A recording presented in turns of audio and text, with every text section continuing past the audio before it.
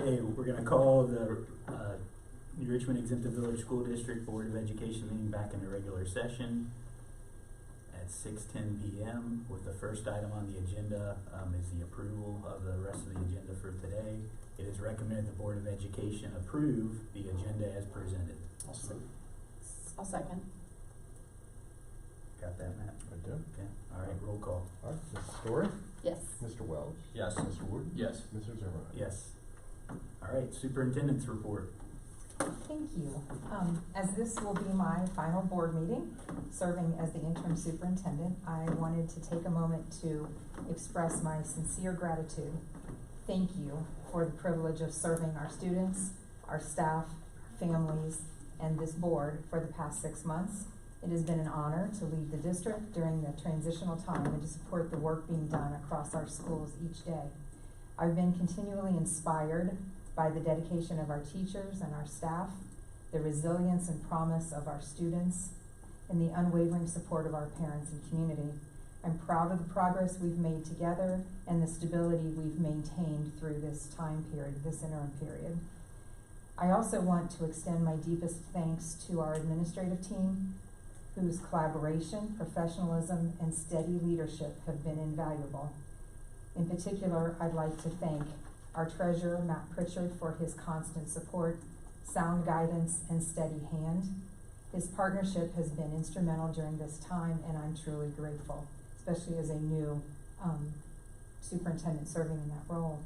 As I prepare to return to my previous role as Director of Curriculum and Technology, I remain committed to advancing the important work of teaching and learning in New Richmond.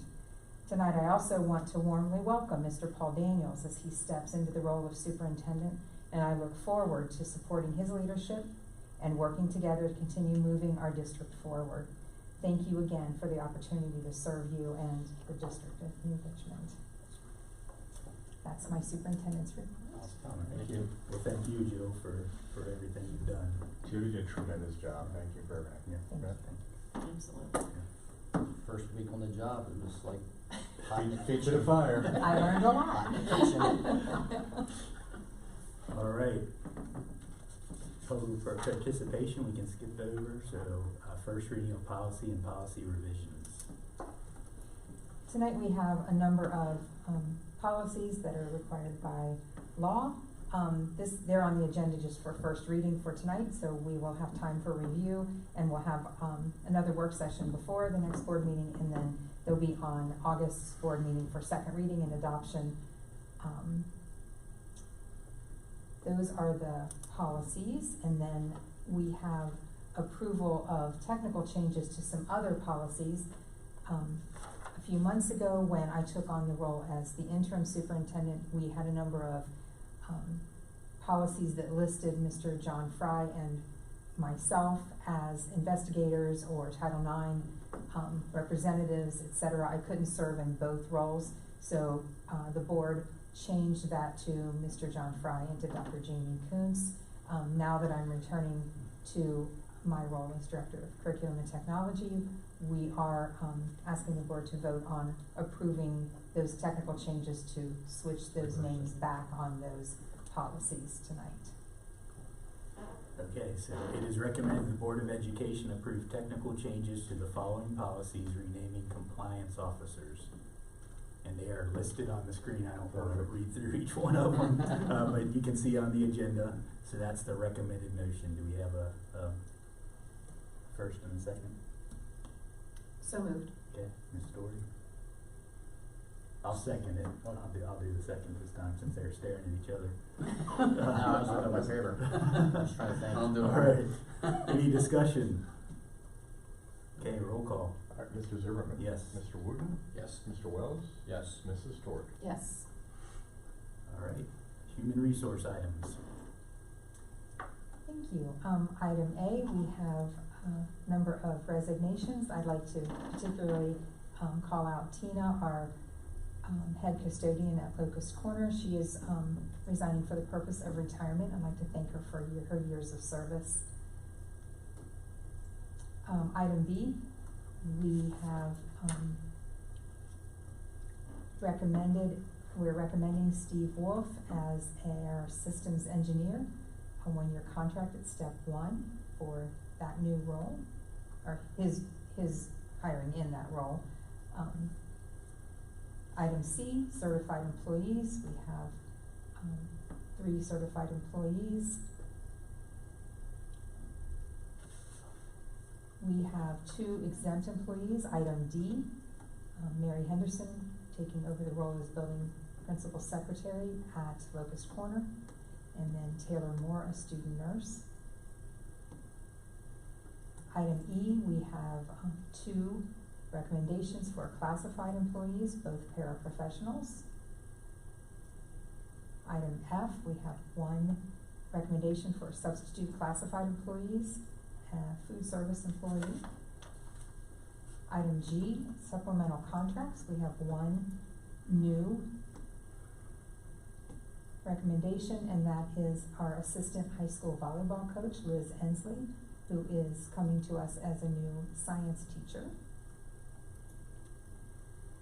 Item H are our extended days recommendations for some of our counselors and our new athletic director, our new assistant principal at our middle school.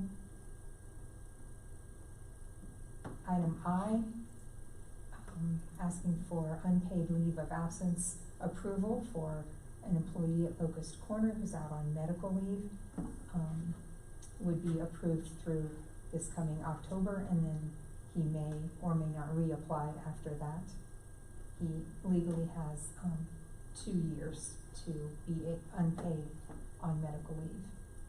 Item J is a correction for our flow-through money for post-season work, changing or correcting a $70 reimbursement to $100.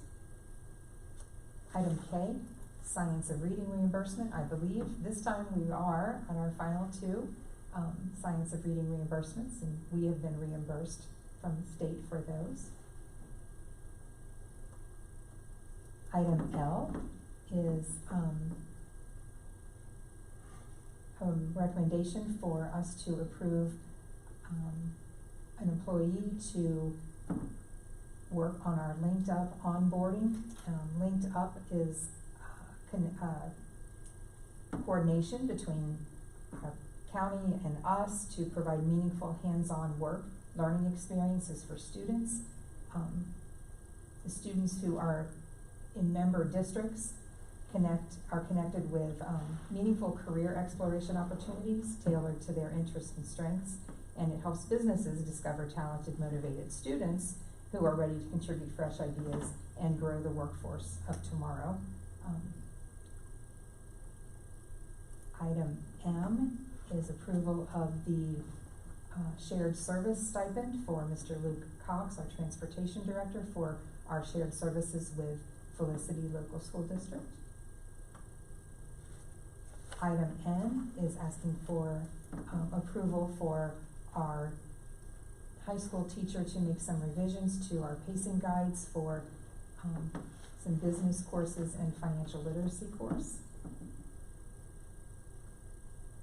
Those are our recommendations, items 7A through 7N for human resources.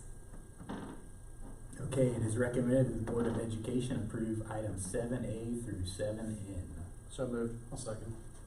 Okay, any discussion? Okay, roll Just, call. I was Go gonna ahead. say, just a note there, sorry, we went too fast. I think it was on extended days. Just a numerical, you have 2 number 7s on there. It doesn't matter, I didn't see that the first Thank time. Oh, thank you. Someone inserted tray, our numbers. Oh, Sorry. no, no, good, good In catch. this story, you should have been an ELA teacher. All right, roll call. How did she catch that? Really good. Do we have a motion second? Yes, Yes. sorry. Oh, I'm sorry. It was a No, discussion. and Robert, I got completely distracted. Yeah. Sorry. No, you're fine, thank you. Good catch. All right, we'll call Mrs. Story, Yes. Mr. Wells, Yes. Mr. Wooten, Yes. Mr. Silverman. Yes. Thank you. Okay, treasurer's report. Thank you, Mrs. Zimmerman. All right. Item A is our approval of the June 9th special meeting work session minutes. Item B is approval of our regular meeting minutes for the month of June. Item C is approval of our standard financial reports.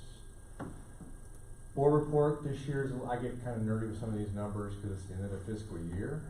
And it's nice to see where we landed with some of our estimates and how we compared to the previous fiscal year.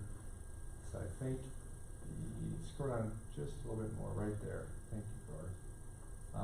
Total inflows, our total revenue, if you look at that line, it goes across, you see the 102.57%. That's how we compared to what I estimated. So we came in a little higher, that's good on revenue. So we had a little bit more money come in on our property taxes and a little bit more on our state foundation payments. Not much, but we'll take it. And you can see compared to last year was 94.25%. So as you can see, our revenue's down from last year because we only pulled in 94% of what we did last year, this year. So that's not good. We continue to lose revenue overall. Outflows, total outflows are at the bottom of the screen. We follow that across. We're a little high on what we estimated, 102.13%. Some of that went to purchase services. I think that's where a lot of it went, supplies, materials. So we're just a little high on those things. 2% is not bad. That's still within a pretty good margin of error. And then compared to the previous fiscal year, we're up 6.45%. That's good. We've kept costs down. 6.5% is what we pay every year in increase, for example, on health insurance. So you're going to see some natural inflation there. So pretty good on the outflows, pretty good on the expenditures. Doesn't change much, but it's just nice to see that we're staying within some pretty good predictions and thresholds on our year to date. So that's just something to look at for the end of the fiscal year there in June 30th. Item D is, Before you oh, leave, sorry, go ahead. yeah. Go ahead. No, go ahead. I was just gonna ask, on the outflows, the, other objects, since there's a pretty big difference there, can you talk a little bit about what's in there? Attorney's fees. Okay, just thought I'd call that out. Other falls into, attorney fees are fall into other, unfortunately, yeah. Mhm. So we're seeing a lot of that. And then, so the deficit, if we take, so it was about About 4 million. 4 million. Yeah. Helped out a little bit. We made some reductions, got that down. Maybe we're gonna be a little higher than that, so, but we'll see bigger, or I should say less deficits this current fiscal year. We didn't have a whole lot of time to make a big change for that one, but we did make some changes. That helped. Yeah. All right, go ahead. Sure, absolutely. Subject item D is donations. We did have a big donation for the Joe Midler Scholarship Fund from the swim camp, so we always appreciate those. We did have some items for disposal. It was wood shop things, so just some table saws and things that they don't work any longer. So it looks like garage doors, some other stuff. Some of this stuff I don't know what it is exactly, but they've just not used it, or it's been broken down. Item F is the updated exempt salary schedule. These follow the same increases as our classified salary schedule. Item G is our administrator salary schedule. These follow the same increases as our teacher/certified salary schedule. And we did add a line there for the athletic director, since that position is now an administrative position.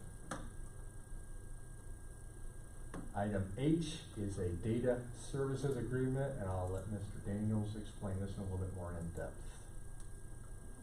So I'm excited to announce that we will be partnering with Hamilton County Education Service Center. And the district had previously purchased a Panorama, and Panorama was a data platform but was only really available to our elementaries. So for about the same price, except for the first year onboarding, we will now have a K-12 dashboard available to all of our teachers at their fingertips. It will be enrollment, It will include data on statewide assessments and any of our other platforms like NWEA MAP or M-Class Dibbles. And what it will do for our staff is simplify one place for them to come in and take a high-level view of each student or their class of students in that particular bell or self-contained third grade classroom without switching. So if you're a teacher who teaches third grade and you have all the subjects, you'll have all the data available to you. If you are a 7th grade ELA teacher, you will have all this data available to you. It is a nice complement. It fills a hole that I believe we have here in terms of data. And then we also purchased the intervention piece that will allow us to quickly identify students who may be at risk of falling behind their peers in academic data and or falling behind in what we call early warning systems for earning high school graduations and credits. So again, attendance will be on here. If you flash back to the agreement, but this is just the setup. We are one of 6 districts that the county has chosen to partner with. We are part of their early adopters, so we will have Ohio State tests, student attendance, student discipline, so all of the information from Public School Works will feed in. We'll have our enrollment data, we'll have grades, a profile, the student's schedule, and the teacher's roster. And then we also purchased the early warning indicators for our secondary level, which for students who are at risk as early as 8th or 9th grade of potentially needing extensive supports from, keeping them from graduating high school. So for about the same price, we expand out of elementary and across the entire district.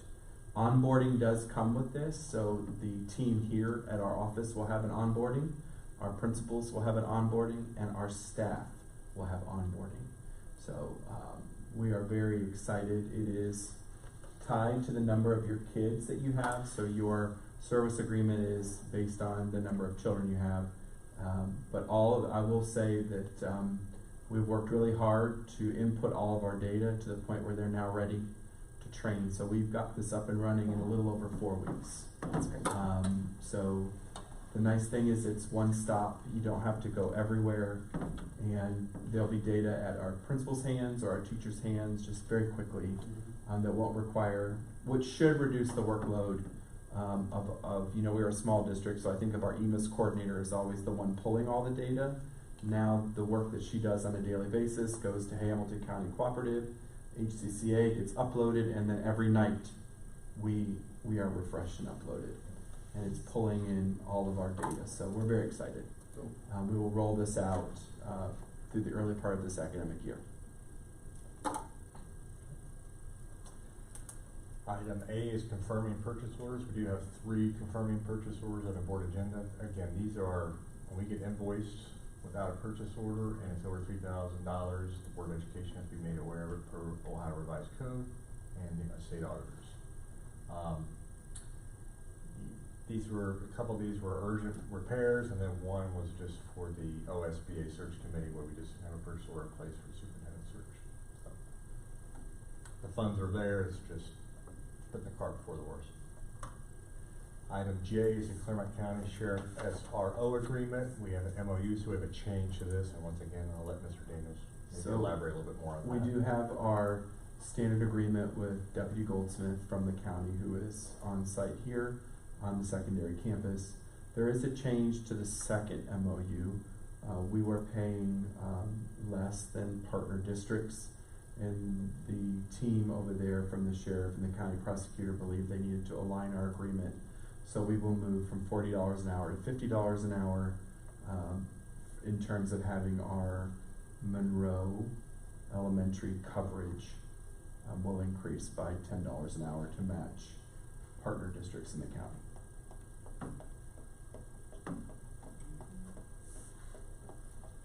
And that is all we have for the treasurer. Okay, it is recommended the Board of Education approve items 8A through 8J. So moved. I'll second. Any discussion? Okay, roll call. All right, Mrs. Story, Yes. Mr. Wells, Yes. Mr. Wooten, Yes. Mr. Zimmerman. Yes. Food service meal agreement, vended meal agreement. This is the renewal agreement for our food service department here in New Richmond to provide lunches to the community school down in the village. It's the same agreement we had last year with the community school. The only difference would be that we have a higher count this year. So the estimation of enrollment, at least from our food service, is expected to increase. So more lunches. It is recommended the Board of Education approve the food service vended meal agreement fiscal year 26 as presented. So moved. I'll second. Okay. Any discussion?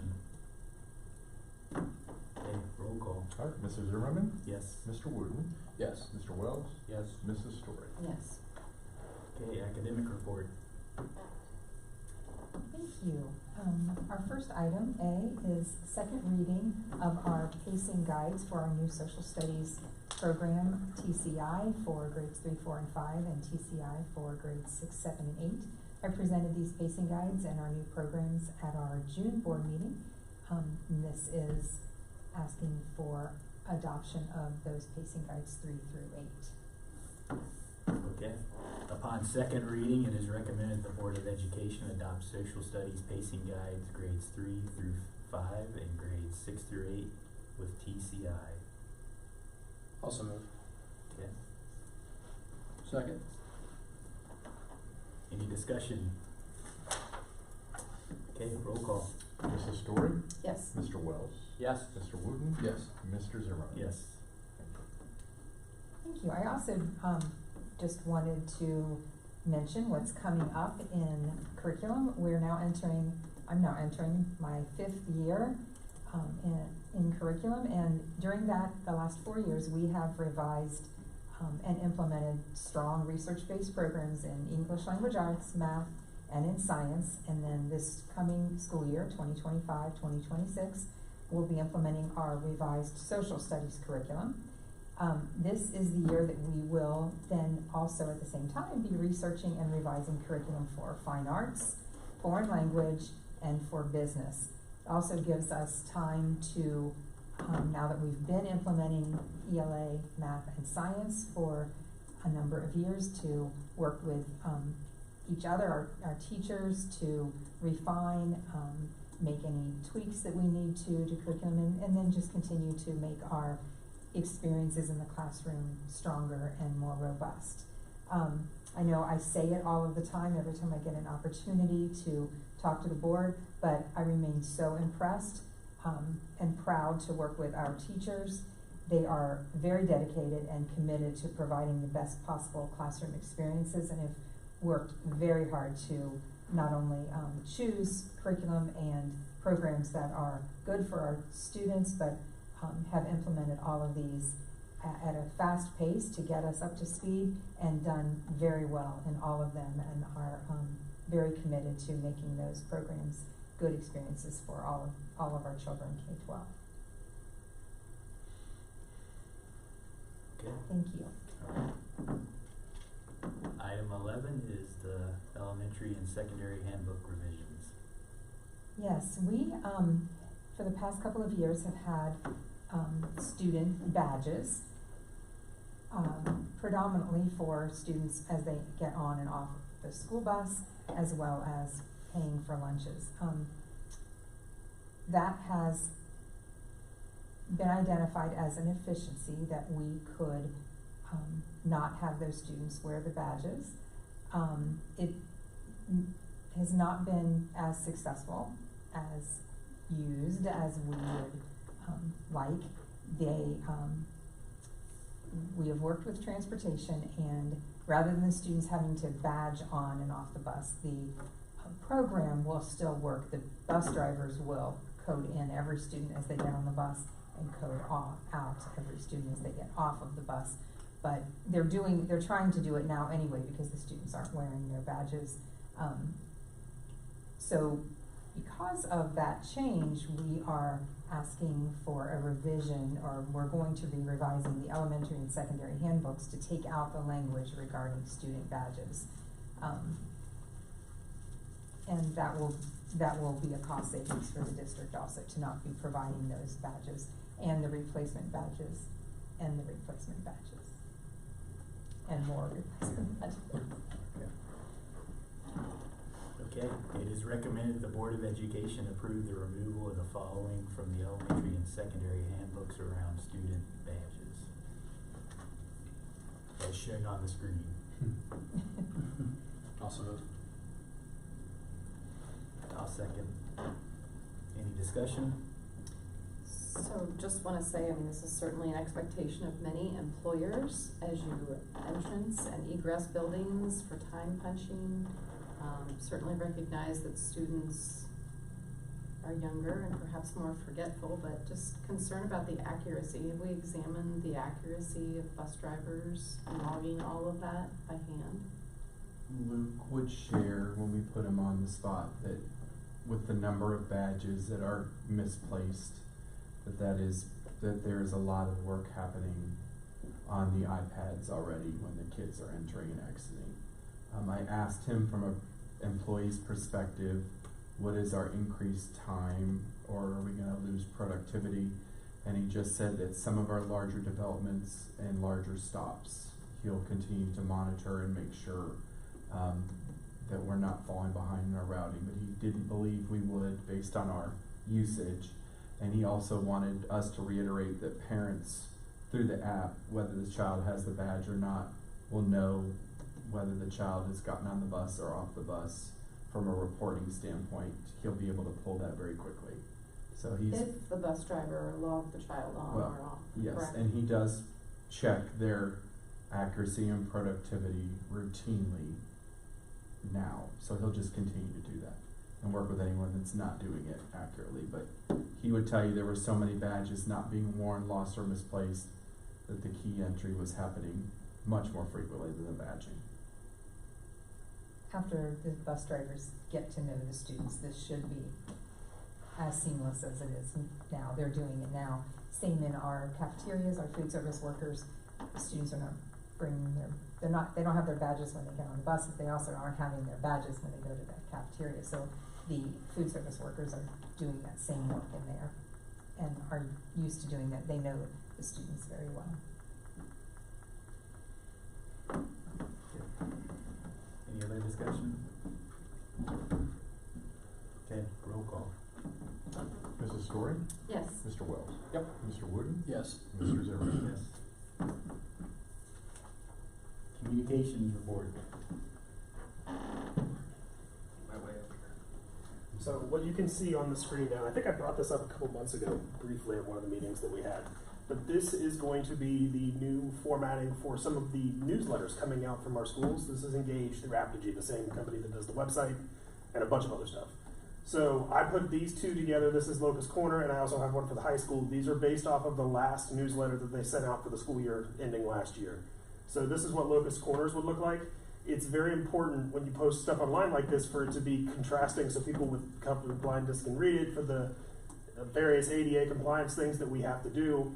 And this really does help with that, because right now, I believe 3 out of the 4 just do it in Google Docs and post those Google Docs to the website, or they have it embedded on the website.